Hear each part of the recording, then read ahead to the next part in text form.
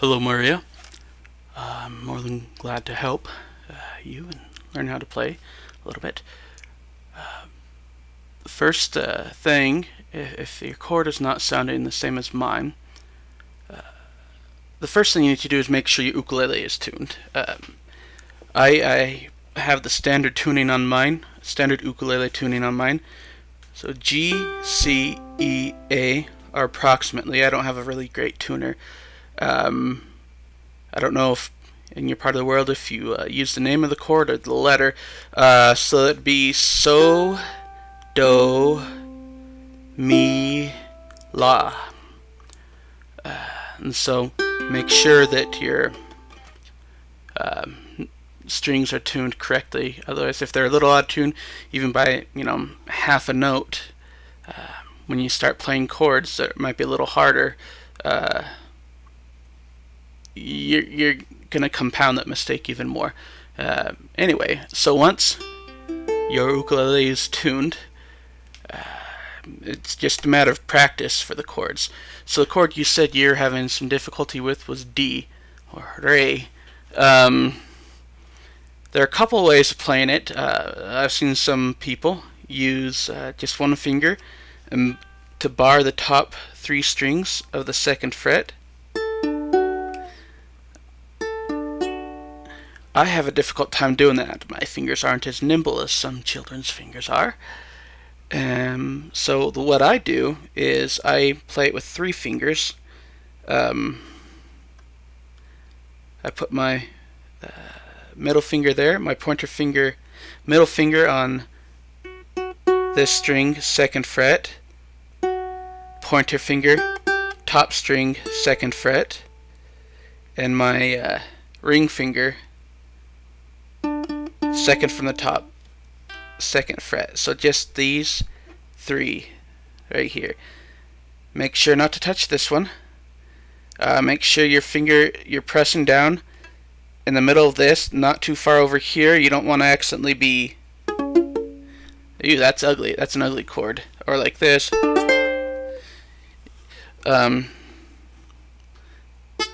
Oops. So that is a D chord. Or Re. E minor or Mi minor. The way I play it a little different than some people. But if you remember how to play your G or your So chord, like that, I just take my pinky and put it up there. I have G, and then I put my pinky up there. So that is G or So. If I put my pinky up here, it becomes E minor or Mi minor. It sounds like this instead. Alright, so D, again, second fret, top three strings. Oftentimes, I've found if a chord I'm trying to play doesn't sound like it should, I'm either not pressing hard enough, not pressing in the right spot, or if I am sort of in the right spot, I might be too far over and... Oh, see how that sounds as opposed to like that. Or it might not be a problem between one string, the same string in different frets. It might be you might be touching an incorrect string. For example, I have a hard time playing the E chord because it sort of hurts my fingers. The way you play the E chord is it's these three. So fourth fret, top three strings, and then second fret, bottom string.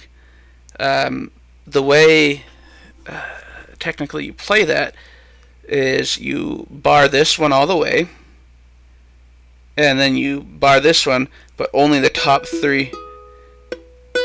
You can't touch the bottom string with this finger, otherwise it sounds like this. So you really gotta bend your finger like that. It hurts me. My fingers are not that nimble, not that agile. I hate the E chord, or the Mi chord. Sometimes if I want to play a song that has an E chord, and my fingers hurt already, I'll play an E7 instead. In E7 I can go top string first fret, second to top second fret, and then bottom string second fret. So pointer, ring, no, pointer, middle, ring. So that is E7 as opposed to, see, there it is. I have a hard time playing E. That's what it, see, that chord just doesn't sound right. That's because this part of my finger keeps hitting this string. Yeah, alright, so we've done D, E minor. The A chord is easy to play. Pointer finger, first fret, second from the top, and then middle finger, second fret, top string. So there and there.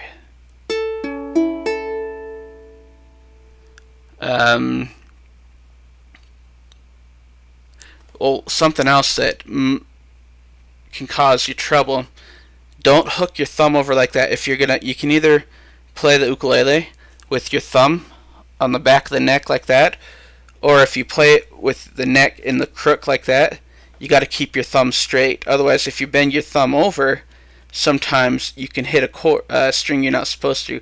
Say I'm playing C. If I've got my thumb over like that without realizing, oh, that actually sounds sort of good. Ooh, that's ugly. I'm gonna have to remember that chord bit. That's what a C should sound like. So yeah, that's one thing. Make sure your thumb's not over like that. Make sure also the fingers that are not doing anything over here. So if I'm playing G, I don't want to have my pinky, so G, like that, like that.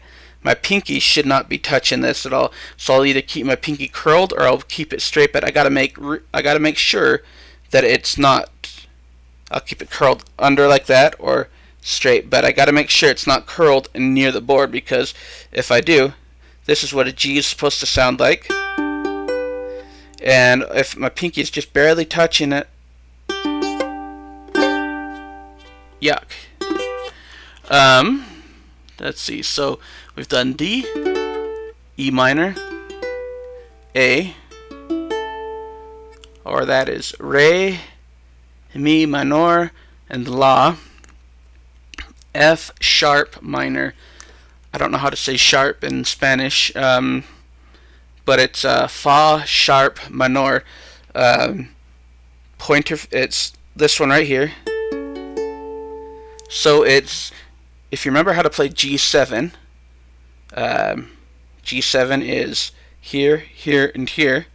So ring, pointer, middle on the bottom three strings. It's the same finger positioning, but you move up each finger up one string. So instead of here, here, and here, it's here, here, and here. So hear the difference between those two chords. This is G7. Move every finger up a string. So that is F sharp minor or Fa sharp minor. At least that's how my friend from Peru said it. So I don't know if you say it like that in Spain. B minor or T minor is U bar. Press down on all of these with your pointer finger. With your ring finger, you touch only the top one here. So second fret, you bar with your pointer finger. Fourth fret, top string, you touch with your ring finger.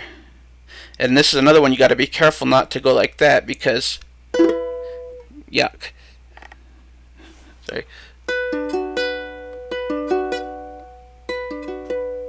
So that is B minor or T minor.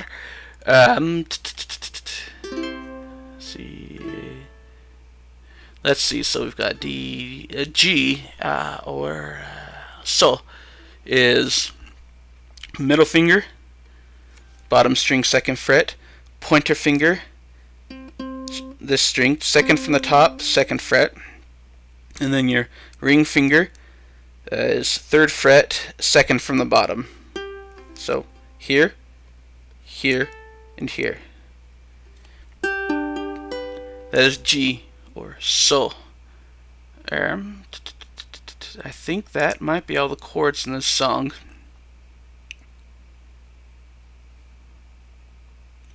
I think so.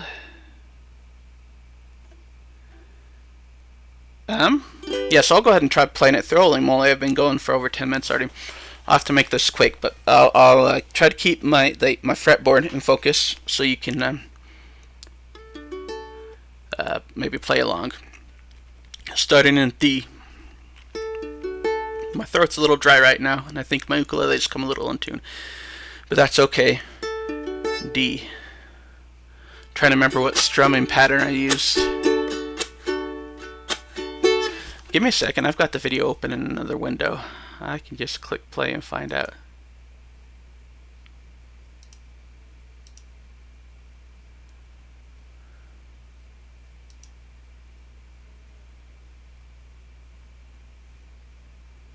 Okay, use a calypso strum. Alright, so the way, what I'm talking about there is,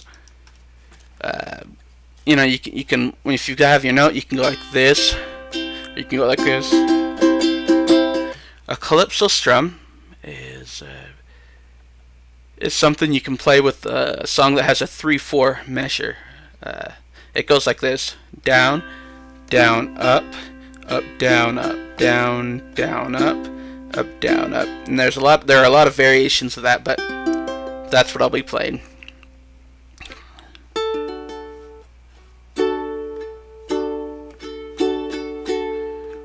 I'm a little out of tune, I'm sorry. Up in horsey heaven, here's the thing. This might not be the right strum for it. You trade your legs for angel wings, and once we've all said goodbye,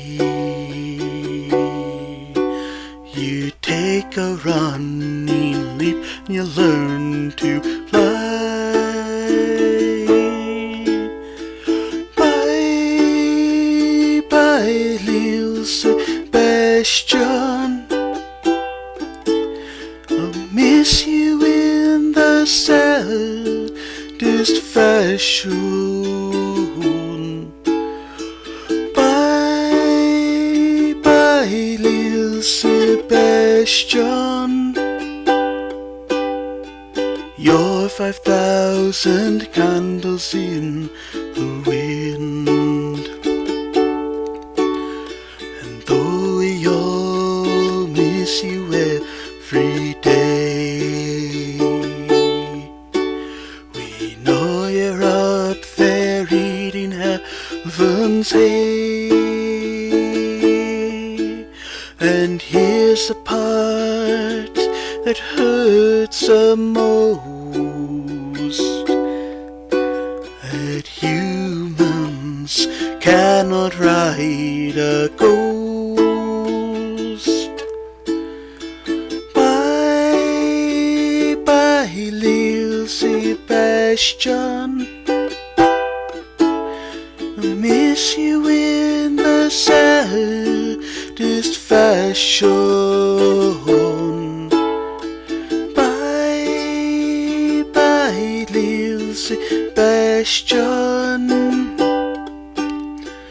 you're 5,000 candles in the wind. Bye bye, little Sebastian, miss you in the saddest fashion. Bye bye, little Sebastian, you're 5,000 candles in the wind. And maybe someday we'll saddle up again. And I know I'll always miss my horsiest friend. Good luck with that. I hope that everything goes well with you as you're learning the ukulele. And Maria, if you ever need any help or anything, just leave a comment on one of my videos and I will do what I can for you. Anyway, have a good day. Talk to you later. Bye bye.